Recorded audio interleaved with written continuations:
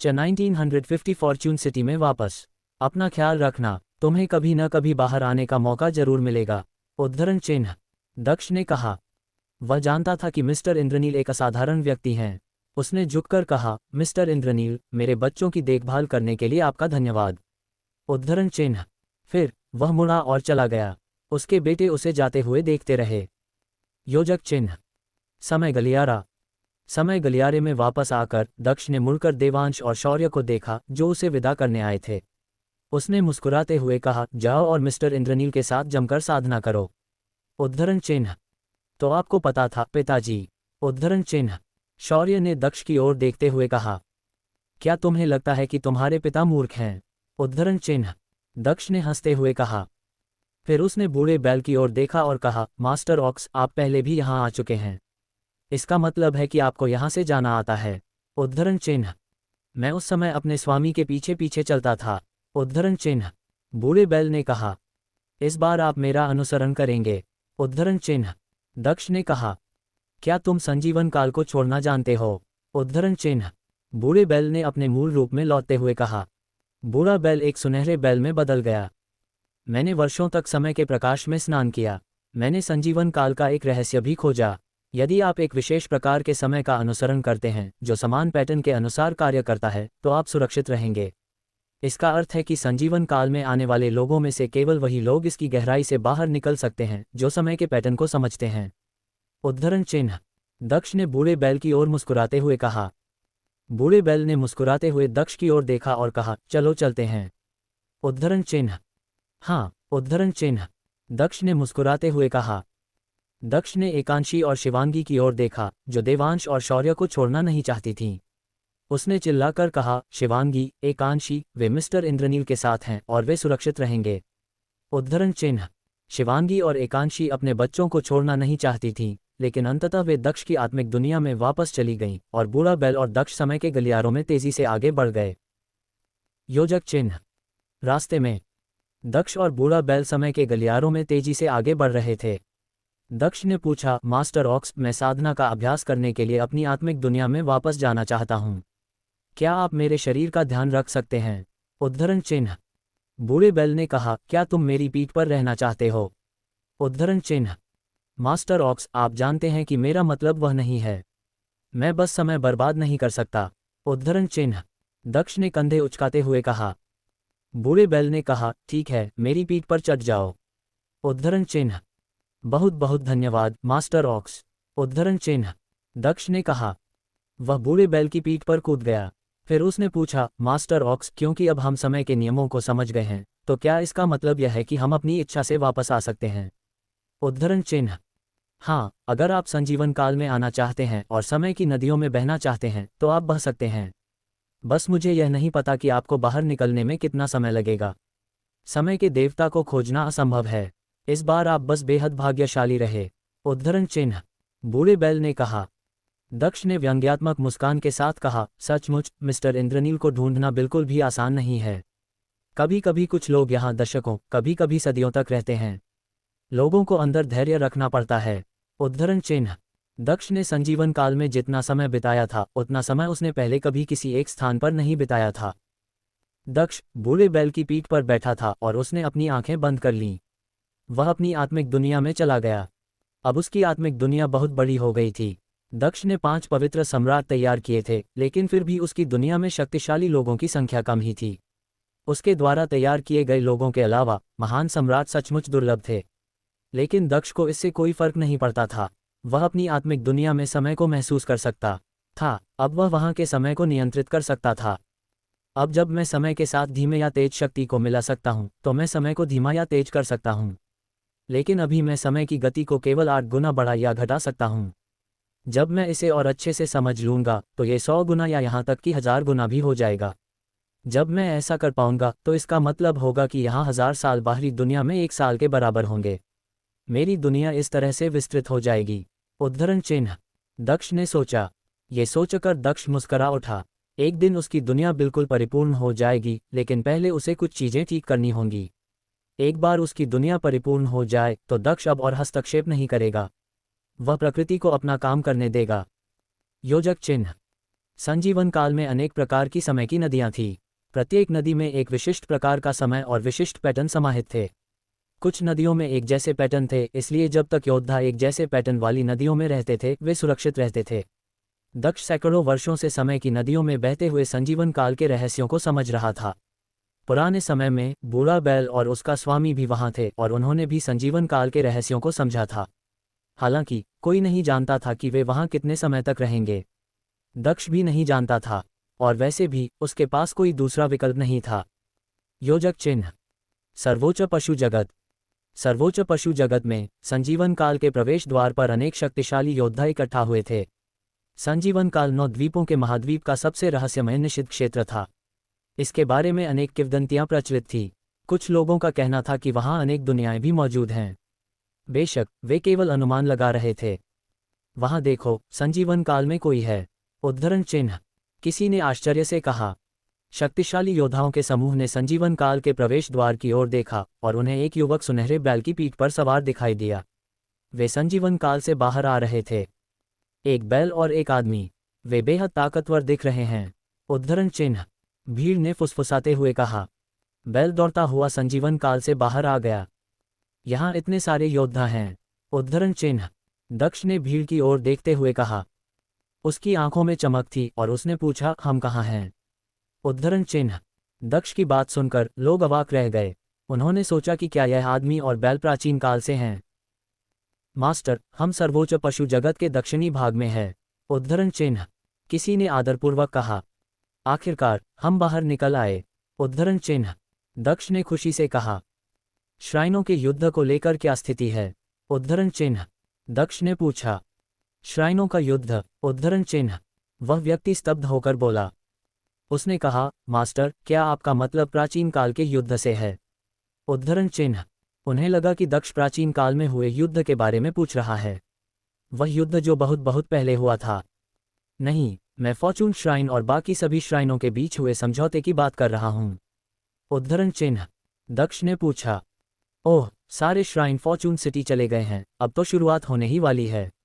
पता नहीं इस बार क्या होगा। उद्धरण चिन्ह। उस व्यक्ति ने कहा। उस व्यक्ति के बोलते ही दक्ष और बूढ़ा बैल प्रकाश की किरणों में बदलकर तुरंत वहां से चले गए। दक्ष ने अपने जैद ताबीज का इस्तेमाल करके भविष्यवक्ता को सूचित किया कि वे रास्ते में है। अभी तो शुरुआत नहीं हुई थी। उनके पास समय था। दक्ष जल्द से जल्द फॉर्चून सिटी पहुंचना चाहता था। उसे समझौते के बारे में आश्चर्यजनक रूप से पता था। उद्धरण चिन्ह। उस व्यक्ति ने हैरान होकर कहा। दक्ष के जाने के बाद वे लोग आश्चर्यचकित रह गए। समझौता 3 साल पहले तय हुआ था, जिसका मतलब था कि दक्ष संजीवन काल में 3 साल से भी कम समय के लिए गया था और वह जीवित वापस आया था। योजक चिन्ह।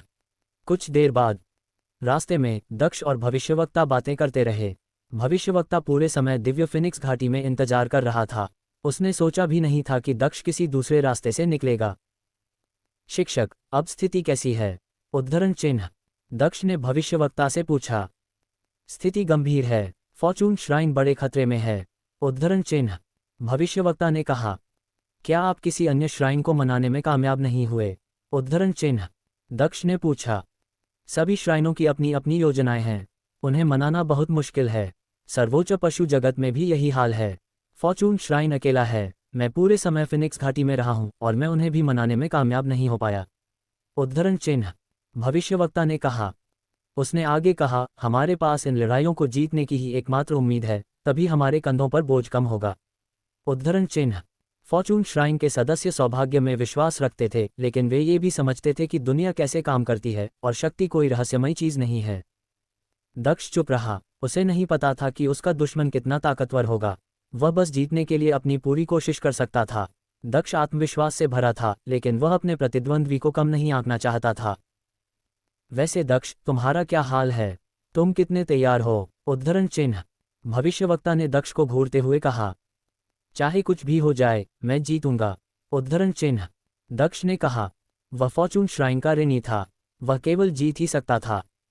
योजक चिन्ह। Fortune city. दक्ष और भविष्यवक्ता फॉर्चून सिटी लौट आए। समझौते के कारण 9 द्वीपों के महाद्वीप के सभी हिस्सों से शक्तिशाली योद्धा फॉर्चून सिटी में मौजूद थे। वहां कई पवित्र सम्राट थे। यह एक अभूतपूर्व युग था। 9 द्वीपों के महाद्वीप ने सदियों से ऐसा नज़ारा नहीं देखा था। इस समय फॉर्चून सिटी के एक ऊंची इमारत पर दो लोग उतरे और उन्होंने पवित्र सम्राटों के युद्ध मंच को देखा। वे दो लोग दक्ष और भविष्यवक्ता थे। दक्ष, उद्धरण चिन्ह। फॉर्चून श्राइन के नेता ने दक्ष को देखते हुए कहा। फॉर्चून श्राइन के नेता दक्ष को देखकर धीरे से मुस्कुराए और उन्होंने कहा, आखिरकार तुम वापस आ गए। उद्धरण चिन्ह। माफ कीजिए, मैं नहीं चाहता था कि आप परेशान हो। उद्धरण चिन्ह। दक्ष ने झुककर कहा, तुम भाग्यशाली हो, मुझे पता था कि तुम वापस आओगे। वहां 4 और लोग तुम्हारी तरफ से लड़ेंगे। उद्धरण चिन्ह। फॉर्चून श्राइन के नेता ने मुस्कुराते हुए कहा। दक्ष ने पवित्र सम्राट युद्ध मंच की ओर देखा। जीशान वहां बैंगनी वस्त्र पहने हुए था। वह घमंडी लग रहा था। वह आम लोगों से घृणा करता था। मानस भी वहां था। वह हाथ जोड़े बैठा हुआ था। वह अत्यंत शांत दिख रहा था, मानो जीशान का कोई अस्तित्व ही न हो। वह जीशान से बिल्कुल अलग था। वे दोनों निम्न स्तरीय पवित्र सम्राट थे। उनकी साधना की गति पहले से ही अविश्वसनीय थी। भाग्य की रोशनी ने उन्हें रोशन किया था। जीशान और मानस भी अविश्वसनीय योद्धा हैं। उद्धरण चिन्ह। फॉर्चून श्राइन के नेता ने कहा। हाँ, उद्धरण चिन्ह। दक्ष ने सिर हिलाते हुए कहा।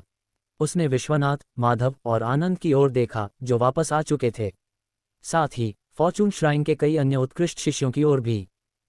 फॉर्चून श्राइन के सभी शिष्य वापस आ चुके थे। वे सब मिलकर इन कठिनाइयों का सामना कर रहे थे।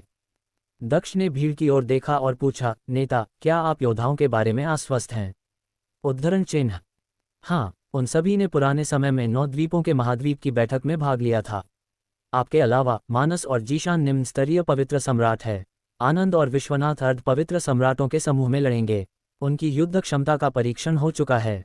उद्धरण चिन्ह। फॉर्चून श्राइन के नेता ने मुस्कुराते हुए कहा। दक्ष आश्चर्यचकित होकर बोला, मैंने कभी सोचा भी नहीं था कि यह लोग इतनी जल्दी शीर्ष पर पहुंच जाएंगे। उद्धरण चिन्ह। यही तो भाग्य है, इसीलिए 9 द्वीपों के महाद्वीप की बैठक हर 100 साल में होती है और भाग्य चक्र भी घुमा आप सबकी वजह से। उद्धरण चिन्ह। फॉर्चून श्राइन के नेता ने मुस्कुराते हुए कहा। नई पीढ़ी के लोग अविश्वसनीय गति से परिपक्व हुए थे। 9 द्वीपों के महाद्वीप की पिछली बैठकों के प्रतिभाशाली लोगों से कहीं अधिक। संयोगवश या शायद नहीं, योद्धाओं का वह समूह फॉर्चून श्राइन के लिए ही था। To be continue. अब आगे क्या होने वाला है? क्या दक्ष लड़ाई को जीत पाएगा? क्या फॉर्चून श्राइन इस बार जीत पाएगा? क्या अन्य श्राइन फॉर्चून श्राइन को इतनी आसानी से जाने देंगे? आपको क्या लगता है, क्या होंगे इन सभी सवालों के जवाब? 1951 पवित्र सम्राटों की लड़ाई शुरू। नई पीढ़ी के लोग अविश्वसनीय गति से परिपक्व हुए थे। 9 द्वीपों के महाद्वीप की पिछली बैठकों के प्रतिभाशाली लोगों से कहीं अधिक तेज। संयोगवश या शायद नहीं, योद्धाओं का वह समूह फॉर्चून श्राइन के लिए ही था। फॉर्चून श्राइन के नेता ने भीड़ की ओर देखते हुए कहा, आप 5 फॉर्चून श्राइन का प्रतिनिधित्व करते हैं। हालांकि चयन अब तय हो चुका है, लेकिन अगर कोई पीछे हटना चाहता है या अगर किसी को लगता है कि वह उनमें से किसी की जगह ले सकता है, तो यह मौका अभी भी है। उद्धरण चिन्ह। सभी ने नेता की ओर देखा लेकिन चुप रहे। फॉर्चून श्राइन के शक्तिशाली योद्धाओं ने कोशिश की थी, कई बार लड़ाई लड़ी थी, अब दोबारा कोशिश करना बेकार था। उन्होंने काफी बार कोशिश कर ली थी। क्योंकि किसी को कुछ कहना नहीं है तो तैयार हो जाओ। उद्धरण चिन्ह। फॉर्चून श्राइन के नेता ने कहा। दक्ष युद्ध मंच की ओर बढ़ा। उसने जीशान पर एक नजर डाली।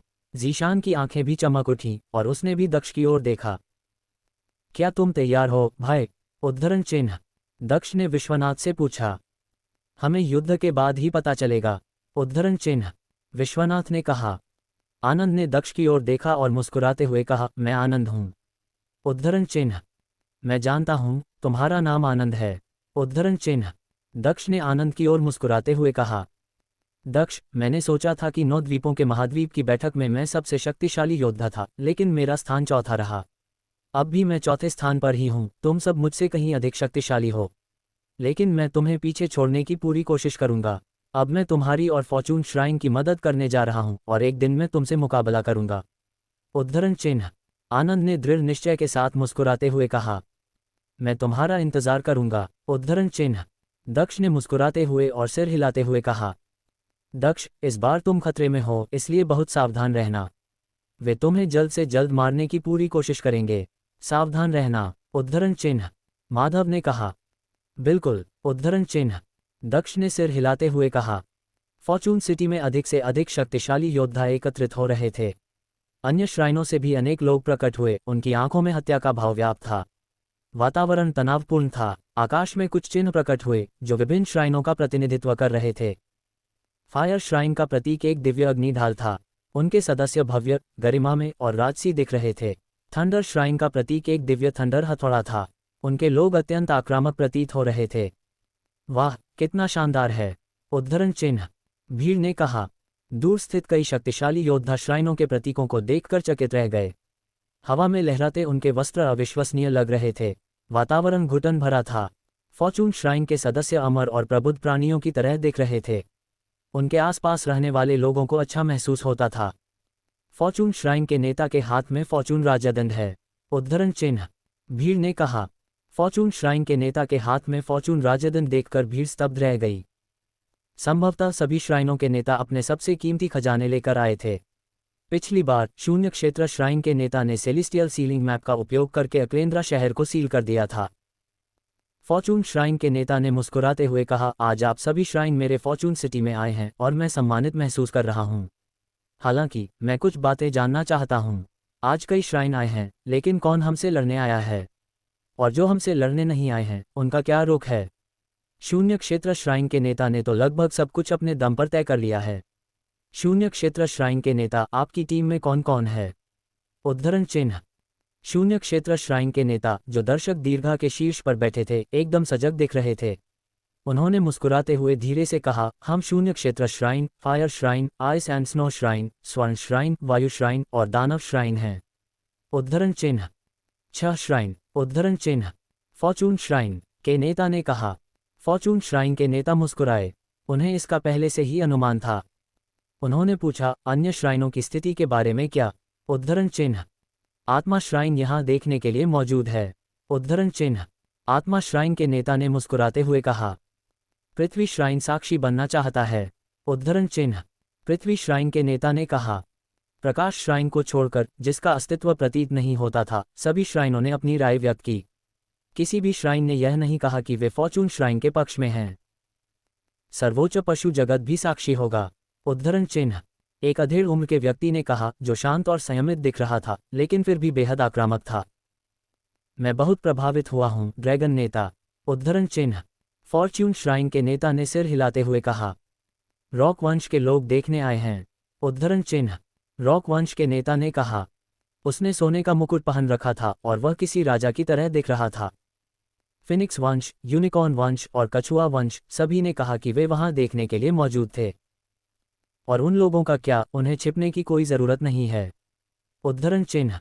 शून्य क्षेत्र श्राइन के नेता ने ठंडे स्वर में कहा। आकाश में रोशनी टिमटिमा उठी और कुछ ताबूत दिखाई दिए। हमारे बारे में चिंता मत करो, हम यहाँ किसी को परेशान करने नहीं आए हैं। उद्धरण चिन्ह। विश्व ताबूत से एक आवाज आई। इस बार रेफरी कौन है? उद्धरण चिन्ह। फॉर्चून श्राइन के नेता ने पूछा। किसी श्राइन का नेता या किसी जानवर का नेता? उद्धरण चिन्ह। शून्य क्षेत्र श्राइन के नेता ने उन लोगों की ओर देखते हुए कहा, जो किसी भी पक्ष से संबंधित नहीं थे। भीड़ में से किसी ने कहा, मैं एक रेफरी का नाम सुझाना चाहूंगा। उद्धरण चिन्ह। सबने उस व्यक्ति की ओर देखा और कई लोगों ने उसे पहचान लिया। वृषांक भी यहाँ है। उद्धरण चिन्ह। भीड़ ने कहा। वृषांक हवा में उछल पड़ा और मुस्कुराते हुए बोला, मुझे यकीन है कि मैं जिस रेफरी की सिफारिश करना चाहूंगा, उससे सभी लोग संतुष्ट होंगे। उद्धरण चिन्ह। कौन? उद्धरण चिन्ह। शून्य क्षेत्र श्राइन के नेता ने पूछा। इसके बाद उसने दूर तक देखा और कुछ लोगों को आते हुए देखा। कई लोगों ने भौहें चढ़ाई। वहां 3 लोग थे। समूह का नेता एक बूढ़ा आदमी था। अद्वितीय पवित्र सम्राट। उद्धरण चिन्ह। कई लोगों ने भौहें चढ़ाते हुए कहा। ये तो हथियार मास्टर लक्षित हैं। ये तो अद्वितीय पवित्र सम्राट बन गए हैं, कितने शक्तिशाली हैं। उद्धरण चिन्ह। कई लोगों ने आश्चर्य से आह भरते हुए कहा। चूंकि हथियार मास्टर लक्षित वहां थे, इसलिए उनके साथ खड़े दोनों लोग उनके सहशिष्य होने चाहिए थे, जो दुनिया के सर्वश्रेष्ठ हथियार निर्माता थे। क्या आप हथियार मास्टर लक्षित की सिफारिश करते हैं? उद्धरण चिन्ह। शून्य क्षेत्र श्राइन के नेता ने उदासीनता से पूछा। मेरे शिक्षक। उद्धरण चिन्ह। हथियार मास्टर लक्षित ने मुस्कुराते हुए कहा और युद्ध मंच के ऊपर हवा में पहुंचे। हथियार मास्टर लक्षित ने मुस्कुराते हुए कहा, बधाई हो और आपका स्वागत है, शिक्षक। उद्धरण चिन्ह। शिक्षक। उद्धरण चिन्ह। भीड़ ने हैरानी से कहा। हा। उद्धरण चिन्ह। आकाश में एक अद्भुत ऊर्जा का प्रवाह हुआ और भीड़ ने किसी के जोर से हंसने की आवाज सुनी। हथियार मास्टर लक्षित के शिक्षक, दुनिया के सर्वश्रेष्ठ हथियार निर्माता, दिव्य शस्त्र स्वामी, वे वहां थे। भीड़ कांप उठी। भीड़ ने अपना सिर उठाया और आकाश में शून्य क्षेत्र ऊर्जा का एक भंवर देखा। अचानक आकाश में एक आकृति प्रकट हुई। उसने हथियार मास्टर लक्षित और अन्य लोगों से कहा, धन्यवाद नौजवानों। उद्धरण चिन्ह। धन्यवाद शिक्षक। उद्धरण चिन्ह। हथियार मास्टर लक्षित और उनके सह शिष्यों ने एक साथ कहा। भीड़ आश्चर्यचकित रह गई। दिव्य शस्त्र स्वामी वहां थे और वे बहुत जवान दिख रहे थे। आश्चर्यजनक रूप से दुनिया का सर्वश्रेष्ठ हथियार निर्माता इतना जवान दिखता था और हथियार मास्टर लक्षित उम्रदराज थे और सब उनकी प्रशंसा करते थे। मैं रेफरी बनने आया हूं, आपको कोई आपत्ति तो नहीं है ना? उद्धरण चिन्ह। दिव्य शस्त्र स्वामी ने कहा। चूंकि आप रेफरी बनना चाहते हैं तो कोई बात नहीं। उद्धरण चिन्ह। शून्य क्षेत्र श्राइन के नेता ने कहा। वह खुश नहीं था। उसे समझ नहीं आ रहा था कि दिव्य शास्त्र स्वामी क्यों आए हैं। उसने इसकी कल्पना भी नहीं की थी। इधर फॉर्चून श्राइन के नेता मुस्कुराए और उन्होंने कहा, दिव्य शस्त्र स्वामी, आप 9 द्वीपों के महाद्वीप में अत्यंत प्रसिद्ध है, इसलिए आप रेफरी बनने के लिए एक उत्कृष्ट उम्मीदवार हैं। उद्धरण चिन्ह। दिव्य शस्त्र स्वामी ने भीड़ पर एक नज़र डाली और मुस्कुराए। वह धीरे धीरे आगे बढ़े और दर्शक दीर्घा के शीर्ष पर बैठ गए। उनके तीनों शिष्य उनके ठीक नीचे बैठ गए। जब ऐसा है तो मैं रेफरी बनकर खुश हूँ। उद्धरण चिन्ह। दिव्य शस्त्र स्वामी ने कहा। हालांकि उनके बोलने का लहजा अजीब लग रहा था। बहुत से लोगों ने विश्व के सर्वश्रेष्ठ हथियार निर्माता दिव्य शस्त्र स्वामी को पहले कभी नहीं देखा था। अपने 5 योद्धाओं को दिखाओ। एक बार उन्हें मोर्चे पर भेज देने के बाद उन्हें बदला नहीं जा सकता। उद्धरण चिन्ह। दिव्य शस्त्र स्वामी ने कहा। दोनों पक्षों ने सहमति में सिर हिलाया। फॉर्चून श्राइन की ओर से चुने गए 5 योद्धा मोर्चे पर आ गए, दक्ष, मानस, जीशान, विश्वनाथ और आनंद। दूसरी ओर 6 श्राइनों ने हाथ मिलाने का फैसला किया था। उन्हें भी 5 लोग भेजने थे। भीड़ ने उनके योद्धाओं को देखकर तेवर चढ़ा लिए। उच्च स्तरीय पवित्र सम्राट सुतिक्ष दानव श्राइन से थे और वे लाखों वर्षों से पवित्र सम्राट थे। इस तथ्य के अलावा कि वे 2 प्रकार की विशेष मौलिक शक्तियों को एक साथ संयोजित करने में सफल नहीं हो पाए थे, वे अविश्वसनीय रूप से शक्तिशाली थे। वे एक अत्यंत शक्तिशाली उच्च स्तरीय पवित्र सम्राट थे।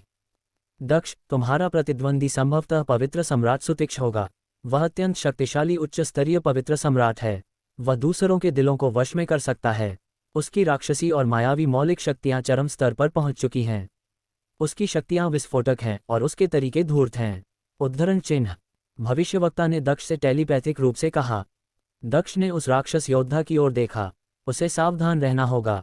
जीशान और मानस के प्रतिद्वंद्वी क्रमशः फायर श्राइन के डोलनाथ और ब्रिजराज थे।